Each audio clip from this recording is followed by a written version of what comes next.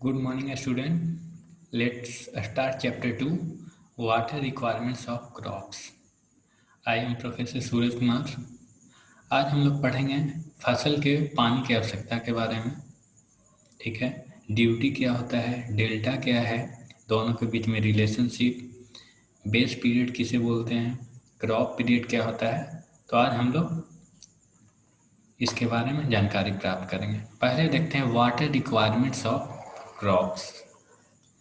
हर फसल की जो भी क्रॉप्स है उसका उसका अलग अलग पानी की आवश्यकता होती है। ठीक है, और एक क्रॉप का अलग अलग रीजन में, सेम ही क्रॉप का अलग अलग रीजन में, सेम क्रॉप का अलग अलग रीजन में अलग अलग वाटर रिक्वायरमेंट हो सकती है। ठीक है, तो आज हम लोग देखेंगे सबसे पहले क्रॉप सीजन। ठीक है, इंडिया में मेनली 3 क्रॉप सीजन होता है। ठीक है, फर्स्ट रबी सीजन, रबी क्रॉप्स, सेकंड खरीफ क्रॉप्स, थर्ड क्या है, जायद क्रॉप। ठीक है, रबी सीजन इसे बोलते हैं क्या, विंटर सीजन भी बोलते हैं, विंटर क्रॉप भी बोलते हैं। खरीफ को क्या बोलते हैं, समर क्रॉप बोलते हैं। ठीक है, समर क्रॉप ही बोलते हैं। ये हो गया हमारा। जायद क्रॉप किस में आता है, जायद क्रॉप है जैसे वाइन्स, जिस मतलब लतेदार वाला, जब से वेजिटेबल जो होता है, वेजिटेबल वगैरह, तो उसको बोलते हैं। ठीक है, बेल वाला, लत्तेदार बेल टाइप का, जिसमें लत्तर टाइप का हो। ठीक है, तो उसे बोलेंगे क्या, जायद क्रॉप। ये सब किसके अंतर्गत आता है, जायद क्रॉप के अंतर्गत आता है। ठीक है, तो रबी क्रॉप जिसे विंटर क्रॉप भी बोलते हैं। ठीक है, इसका बुआई कब से कब के बीच में होता है, तो रबी क्रॉप 1 अक्टूबर से लेके लगभग टू 31 मार्च तक इसका क्रॉप टाइम है। ठीक है, तो ये इसको लगाते हैं कब से कब के बीच में, 1 अक्टूबर टू 31 मार्च। और खरीफ फसल का हम लोग लगाते हैं कब से, ये होता है हमारा 1 अप्रैल से 1 अप्रैल टू कब से कब के बीच में लगाते हैं, 30 सितंबर के बीच में लगाते हैं, इसका टाइम है। और जून से, और ये हमारा वाइन्स वाला लतेदार पत्ता है जिसको जायद क्रॉप बोलते हैं, उसको मार्च टू जून इसको बीच में ये हम लोग उगाते हैं। ठीक है, लेकिन ये हमारा पूरे इंडिया में 3 सीजन है, बट हम एक महाराष्ट्र है, डेक्कन, यहाँ पर 5 क्रॉप सीजन होता है, क्रॉप सीजन होता है यहाँ पे। ठीक है, तो महाराष्ट्र और डेक्कन वाला जगह में हम लोग बोलेंगे कितना, 5 क्रॉप सीजन होता है। बट पूरे इंडिया में लगभग हम लोग मेनली मुख्यतः 3 सीजन हम लोग देखते हैं। फर्स्ट क्या है, रबी क्रॉप्स इसको बोलते हैं, सेकंड को क्या बोलते हैं, खरीफ क्रॉप, और थर्ड जायद क्रॉप्स। रबी क्रॉप के अंतर्गत हमारा आता है, रबी क्रॉप देखेंगे, रबी क्रॉप देखेंगे जिसके अंतर्गत आता है हमारा विंटर सीजन वाला। जैसे आपका क्या आ जाएगा, वीट, मस्टर्ड, फिर आपका आ जाएगा, वीट हो गया, मस्टर्ड हो गया, ये सब जो हमारा आएगा, तिलहन वाला, दलहन वाला, और आपका पल्सेज, ये आएगा हमारा पल्सेज जितना भी है, फिर पी, मटर, ये सब का किसके अंतर्गत आ जाएगा, आपका रबी क्रॉप के अंतर्गत। खरीफ क्रॉप के अंतर्गत आपकी आएगी कौन सा, जो समर क्रॉप है,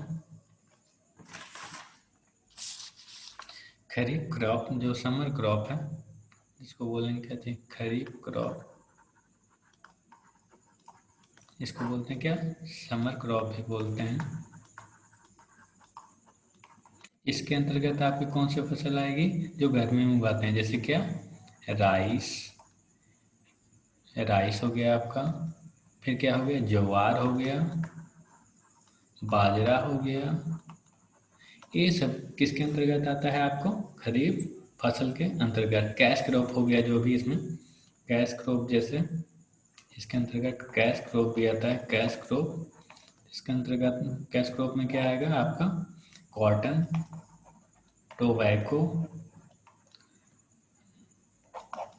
शुगर केन, शुगर केन सब किसके अंतर्गत आएगा? ये आपका खरीफ फसल के क्रॉप के अंतर्गत आती है, ठीक है। और हम लोग यहाँ पर देख लिए तीन, पूरे इंडिया में मुख्यतः 3 सीजन को देखते हैं, ठीक है। रबी क्रॉप्स, खरीफ क्रॉप्स, जायद क्रॉप्स। रबी क्रॉप को क्या हम लोग बोलते हैं? विंटर क्रॉप भी बोलते हैं, ओके।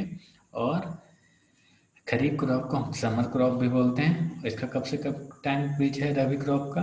1 अक्टूबर से लेकर 31 मार्च। और खरीफ का देखते हैं हम लोग 1 अप्रैल टू 38 सितंबर। और हम लोग जायद क्रॉप में देखते हैं जो वाइन, लतेदार जो वेजिटेबल्स वगैरह उगाते हैं वो किसके अंतर्गत आती है? आपको जायद फसल के अंतर्गत आते हैं सब, ठीक है।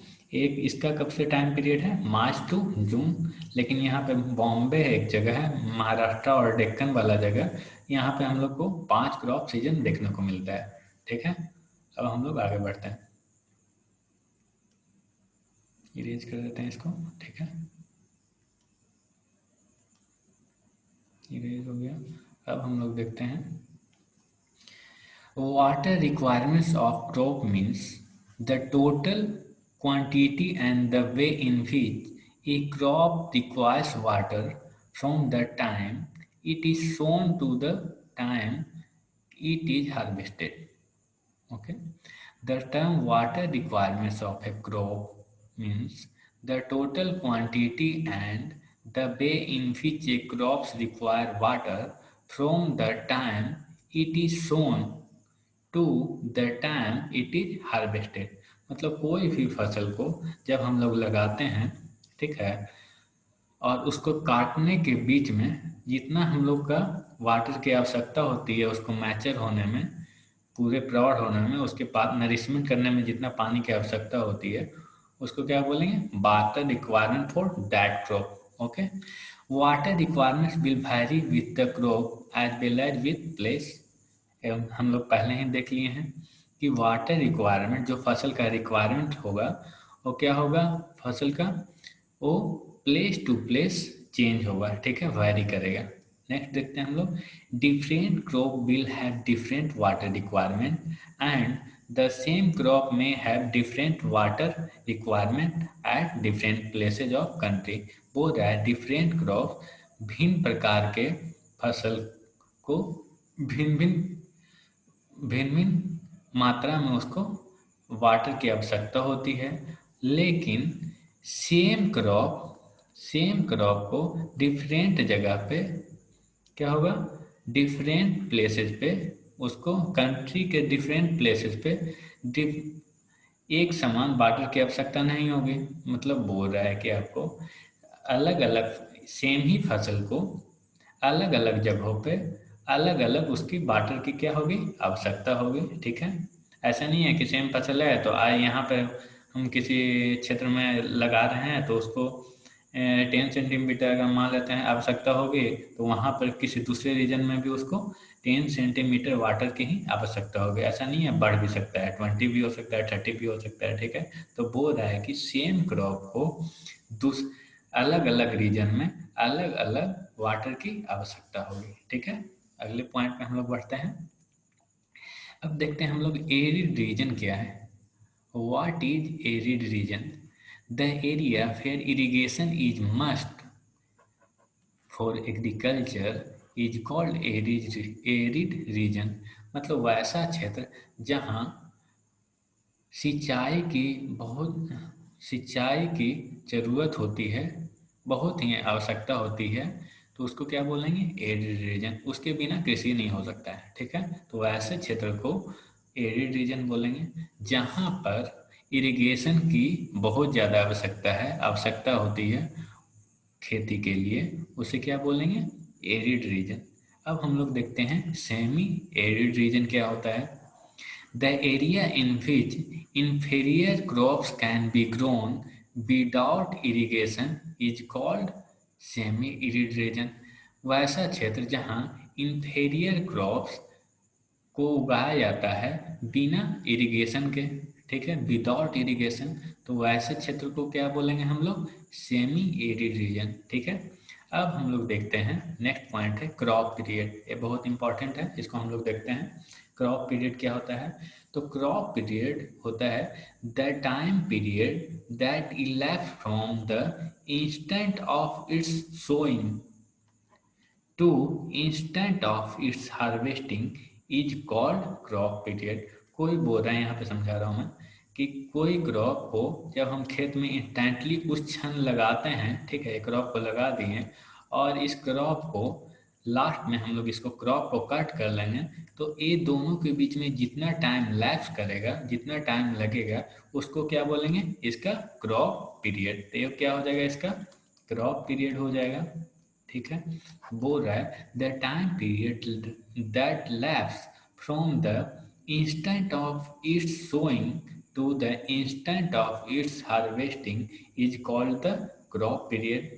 कोई दिक्कत नहीं, समझ में आ गया सबको, ठीक है। हम दूसरे रूप से इसको बोल सकते हैं कि crop period represent the total time during which the crops remains in the field. इसको बोल सकते हैं कि जितना टाइम तक क्रॉप फील्ड में रहा, लगाएं और उसको काटने तक, मतलब एक स्टैंड रहा, फील्ड में रहा, तो इसको क्या बोलेंगे, जितना देर तक फील्ड में रहा उसे क्या बोलेंगे हम लोग, क्रॉप पीरियड बोलेंगे, ठीक है। क्या बोल रहा है यहाँ पे कि कोई क्रॉप पे इंस्टेंटली सो किए और सोन किए और इंस्टेंटली इसको हार्वेस्ट कर लिए, दोनों के बीच में जितना टाइम लैप्स करेगा उस टाइम को क्या बोल दिए, क्रॉप पीरियड। अब हम लोग देखते हैं नेक्स्ट पॉइंट, बेस पीरियड क्या होता है। ये भी इंपॉर्टेंट है, बहुत ज़्यादा इंपॉर्टेंट है, एग्जाम में पूछती है, ठीक है, बहुत ज़्यादा इससे क्वेश्चन आता है, ठीक है, तो आपको देखने को मिल जाएगा यहाँ पर से क्वेश्चन।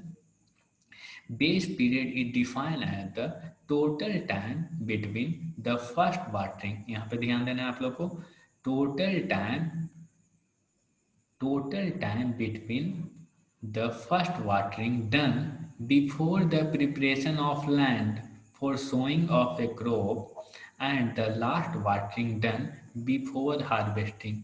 यहाँ पे बोल रहा है कि कोई फसल लगाने के पहले जब हम लोग तैयार करते हैं खेत को, तो जब फर्स्ट वाटरिंग करते हैं, पहला इरिगेट हम लोग इसको वाटर देते हैं, पानी फील्ड में पानी देते हैं, ठीक है, तब उस समय, और जब फसल को लगा हुआ है, अब इस फसल को रोपने से पहले जब प्रिपेयर करते हैं क्ले को, तो पहला पानी देते हैं उस समय, और लास्ट में जब कटाई के पहले का, जब फसल काटते हैं तो काटने के पहले जब वाटरिंग करते हैं, लास्ट वाटरिंग, ठीक है, अब किए, तो ये दोनों के बीच में जितना टाइम लैप्स होगा, जो टोटल टाइम होगा, उसे क्या बोलेंगे हम लोग, उसे बोलेंगे हम लोग बेस पीरियड। अब समझ में आ गई, उसको बोलेंगे क्या, बेस पीरियड। तो बोल रहा है क्रॉप पीरियड क्या हुआ, इंस्टेंटली अगर हम कोई क्रॉप को रोपेंगे, ठीक है, सोन करेंगे, इंस्टेंटली रोप दिए यहाँ पे, ठीक है, और उसके बाद इंस्टेंटली इसको कट करेंगे, ये दोनों के बीच में हार्वेस्ट करेंगे, तो दोनों के बीच में जो टाइम लैप्स करेगा उसे क्रॉप पीरियड बोलेंगे। और बेस पीरियड में क्या आता है हमारा, बेस पीरियड में आएगा कि जब भी हम लोग रोपने के पहले, क्रॉप को सोन करने से पहले, हम लोग जब लैंड प्रिपेयर करते हैं क्रॉप को रोपने के लिए, तो उस समय फर्स्ट वाटरिंग करते हैं, और जब कटाई के पहले, हार्वेस्टिंग के पहले, जब हम लोग पानी उसको लास्ट वाटरिंग करते हैं, दोनों के बीच में जो टाइम होगा उसे क्या बोलेंगे हम लोग, बेस पीरियड। समझ में आ गई, यही था हमारा क्रॉप पीरियड और बेस पीरियड, ओके। आगे की तरफ बढ़ते हैं हम लोग। अब बोल रहा है यहाँ पे, ये बहुत बड़ा इंपॉर्टेंट क्वेश्चन है, ठीक है, ये देख लेंगे। Crop period is slightly more than the base period for any crop, but calculation purpose they are taken same, okay. Crop period slightly क्या होता है, बेस पीरियड से क्या होता है, ज़्यादा होता है, ठीक है, फॉर एनी क्रॉप, कोई भी क्रॉप के लिए, लेकिन कैलकुलेशन पर्पस से हम लोग क्रॉप पीरियड और बेस पीरियड को क्या मान लेते हैं, सेम मान लेते हैं, ठीक है। अब नेक्स्ट पॉइंट की तरफ बढ़ते हैं हम लोग। Both the crop period and base period are expressed in days, दोनों को क्रॉप पीरियड और बेस पीरियड को काची में एक्सप्रेस करते हैं हम लोग, डेज में एक्सप्रेस करते हैं। ठीक है, समझ में आ गई सबको। क्रॉप पीरियड और बेस पीरियड को हम लोग क्या में एक्सप्रेस करते हैं, डेज में एक्सप्रेस करते हैं। ठीक है, अब हम लोग नेक्स्ट पॉइंट की तरफ बढ़ते हैं। Consideration of base period is essential for determining the total water requirement of a crop. हम लोग बेस पीरियड इसेंशियल कहाँ पे हम लोग ये करते हैं कंसीडर, टोटल वाटर रिक्वायरमेंट, जितना क्रॉप को चाहिए, जितना पानी, टोटल पानी, जितना पानी की आवश्यकता होगी, जितना वाटर का रिक्वायरमेंट होगा, उस समय हम लोग बेस पीरियड का, उस समय हम लोग डिटरमाइन बेस पीरियड, उस समय बेस पीरियड के हम लोग को क्या आवश्यकता होती है। ठीक है, नेक्स्ट इतना तक सबको समझ में आ गया। ठीक है, आगे बढ़ा जाए। ओके, अब हम लोग देखते हैं नेक्स्ट पॉइंट आ गया हमारा, ड्यूटी ऑफ वाटर। ये बहुत ज़्यादा इम्पोर्टेंट है, एग्जाम में आती है। ठीक है, तो इसको देख लेना है सबको अच्छे से, नहीं समझ में आएगा तो बोलिएगा। ठीक है, तो यहाँ पर हम लोग देखते हैं duty of water. Duty of water क्या होता है? Duty of water is the relationship between the area of land and the quantity of water to be supplied for growing a crop. मतलब बोल रहा है ये रिलेशनशिप है किसके किसके बीच में, एरिया ऑफ लैंड, जो एरिया है हमारा, ठीक है, और कितना इसमें पानी दे रहे हैं, ठीक है, कितना पानी की आवश्यकता हो रही है, ठीक है, पानी कितना क्वांटिटी ऑफ वाटर की रिक्वायरमेंट है, दोनों के बीच में क्या है, रिलेशनशिप है, उसको क्या बोलेंगे, ड्यूटी बोलेंगे। ठीक है, तो duty of water is the relationship between the area of the land and the quantity of water required to be supplied for growing crops. ठीक है, समझ में आ गया यहाँ तक सबको। अब हम लोग देखते हैं नेक्स्ट पॉइंट पढ़ते हैं। It is usually defined as the area of land in hectares. ठीक है, अदर वे में हम लोग इसको डिफाइन देखते हैं, डेफिनेशन देखते हैं। ठीक है, it is usually defined as the area of land in hectares which can be irrigated for growing crops if 1 cubic of water is supplied continuously to the land for entire base period। ये बोल रहा है कि हमारा जो area है, इस क्षेत्र को हम लोग कंटिन्यूअस, इसमें क्या कर रहे हैं, 1 क्यूमेक वाटर कंटिन्यूअसली सप्लाई कर रहे हैं थ्रू आउट द क्या, base period. Base period total जो इंटायर बेस पीरियड होगा, उसमें हम लोग इस एरिया में कितना क्यूमेक वाटर दे रहे हैं, 1 क्यूमेक वाटर कंटिन्यूअसली दे रहे हैं। उसको क्या बोलेंगे, इसको duty of water of that crop. ठीक है, तो हम लोग अब नेक्स्ट देखते हैं, इसका एग्जाम्पल के रूप में देखते हैं। If 1500 hectares of land can be irrigated for growing any crop by 1 cubic of water supplied continuously for the entire base period of the crop, then the duty of water for this crop is 1500 hectare पर cumec. या ऐसे लिख सकते हैं क्या, अगर हम लोग 1500 हेक्टेयर का कोई एरिया है, इसमें कंटिन्यूअसली 1 क्यूमेक वाटर सप्लाई कर रहे हैं। ठीक है, तो ड्यूटी ऑफ उसका कितना होगा, दैट क्रॉप का ड्यूटी कितना होगा, तो ड्यूटी बराबर हो जाएगा कितना, 1500 हेक्टेयर पर क्यूमेक। इसको ऐसे भी लिख सकते हैं, 1500 हेक्टेयर बाय पर क्यूमेक को क्या लिख सकते हैं, मीटर क्यूब पर सेकेंड। ये हो गया हमारा क्या, ड्यूटी ऑफ दैट क्रॉप। ठीक है, अब हम लोग देखते हैं duty is generally express by the letter D. Duty को कैसे रिप्रेजेंट करते हैं, इसका लेटर डी से एक्सप्रेस करते हैं। ठीक है, ये है ड्यूटी का सिंबल, कौन सा है, ये है। ड्यूटी को दिखाते हैं क्या, ये बर्ड जो होता है ना, डी, उससे दिखाते हैं। ठीक है, तो ये हमारा हो गया ड्यूटी ऑफ वाटर। अब हम लोग बढ़ते हैं डेल्टा के तरफ। डेल्टा क्या होता है, तो ड्यूटी देख लिए। Delta, it is the total depth of water applied over an irrigated land at different watering throughout the entire base period of the crop.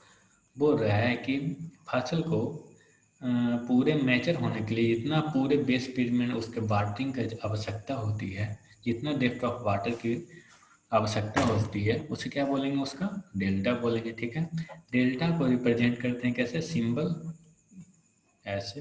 Delta को कैसे रिप्रेजेंट करते हैं, डेल्टा, इसको क्या बोलेंगे, डेल्टा, इसको रिप्रेजेंट करते हैं इस टाइप से। ठीक है, बराबर ये हमारा हो गया डेल्टा। ओके, अब हम लोग इसको एक्सप्रेस क्या चीज में करते हैं, ठीक है, मीटर या सेंटीमीटर में, मीटर या सेंटीमीटर में एक्सप्रेस करते हैं। इसका सिंबल क्या है, डेल्टा, इसको इस तरह से लिखते हैं। ठीक है, तो डेल्टा हो गया total depth of water required of a crop through out the entire base period.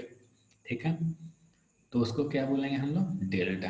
ठीक है, डेल्टा को एक्सप्रेस करते हैं इस सिंबल से, और डेल्टा को क्या में मेजर करते हैं, मीटर या सेंटीमीटर में हम लोग दिखाते हैं। ठीक है, अब यहाँ पे क्रॉप है, ड्यूटी हम लोग देख लिए थे, और डेल्टा, एक क्रॉप है राइस, राइस का हेक्टेयर पर क्यूबिक में ये करते हैं हम लोग, तो हेक्टेयर पर मीटर क्यूब पर सेकेंड। ठीक है, तो यहाँ पर राइस का कितना ड्यूटी होता है, 775, और डेल्टा कितना है, 120।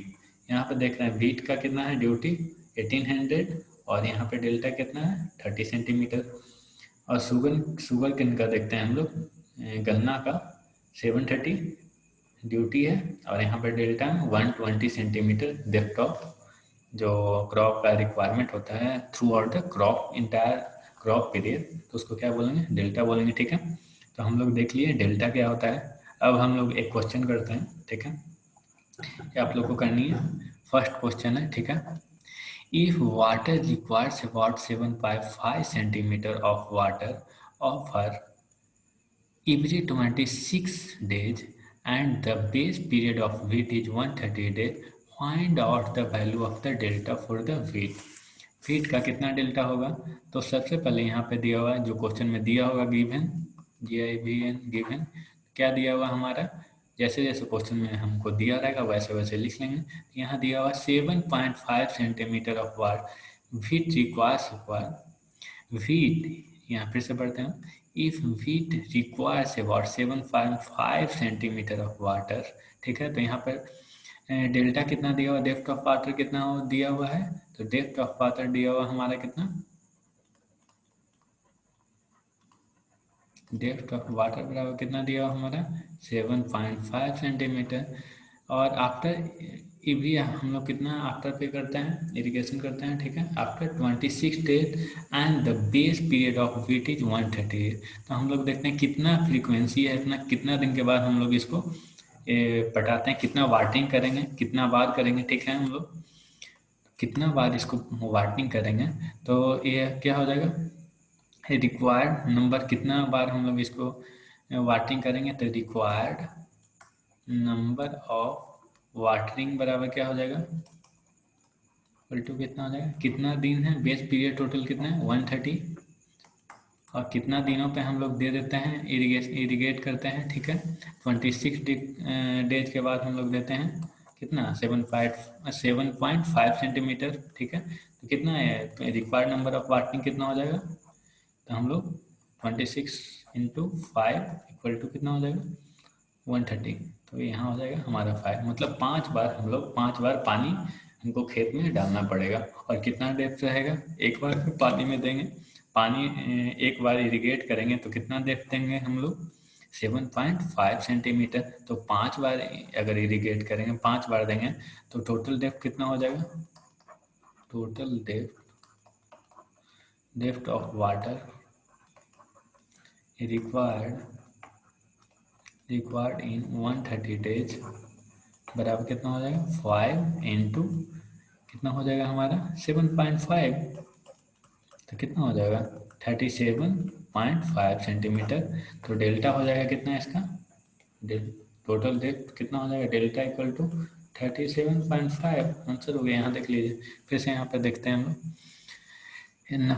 सबसे पहले क्या निकाल लेंगे, required number of watering 130/26 5, the depth of water required each time हम लोग को कितना दिया हुआ है 7.5 सेंटीमीटर, तो टोटल डेप्थ रिक्वायर्ड कितना हो जाएगा, तो 7.5 इंटू 5, तो हो जाएगा कितना 37.5। यही हो गया हमारा क्या डेल्टा, सिम्बॉलिक यहाँ पे दिखा दिए हैं, डेल्टा इक्वल टू कितना हो जाएगा 37.5 सेंटीमीटर। ये हो गया क्या आंसर।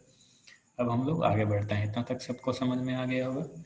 ठीक है। अब relationship between duty and delta, duty और डेल्टा में क्या रिलेशनशिप है वो हम लोग देखेंगे, ठीक है। तो देखते हैं, लेट सबसे एज्यूम कर लेते हैं डी बराबर ड्यूटी इन हेक्टेयर पर क्यू में, ओके।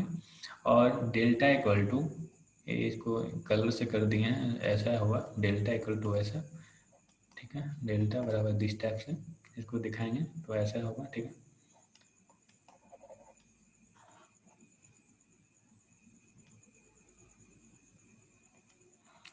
तो डेल्टा इक्वल टू ऐसे लिखेंगे, डेल्टा इक्वल टू कितना होगा, total depth of water supply in metre मान लिए हम लोग, और टोटल बेस पीरियड कितना है, बेस पीरियड इन डेज कितना है, बराबर उसको बी से दिखाया है। फर्स्ट मान लेते हैं, if we take a field of area D hectare, अगर कोई डी हेक्टेयर का हम लोग फील्ड लेते हैं, ठीक है।